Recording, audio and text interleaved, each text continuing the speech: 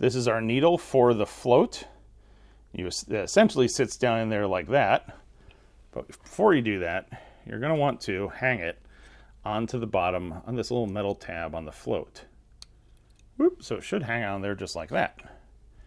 Then sit down in place, drop in just like that. And then our pin for the float should slide in just like that. And when this carburetor is sitting level, on a level surface, you should have the float itself sitting on the top of a spring. So it should kind of have a little bit of bounce to it. Now, as far as measuring the float height, so the float height for these things is 19 millimeters. And what you're going to do with the carburetor sitting upside down level, that's without the vacuum cap on there, you're going to measure from this surface to the top of your float. That's from this surface here to the top of the float. And that should be 19 millimeters. If you're wondering, there's 25.4 millimeters in an inch. So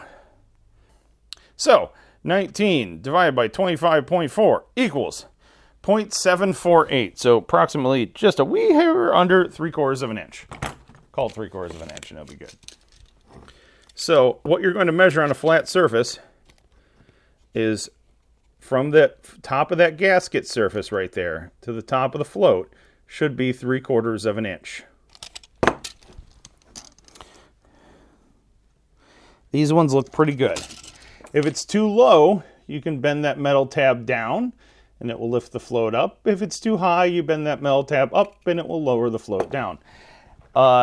It does not take a lot to bend that float, so be very careful with it. Light touch, make small adjustments. You don't want to go wrenching this thing all over the place. This one's sitting pretty good, so we're just going to call it good as is.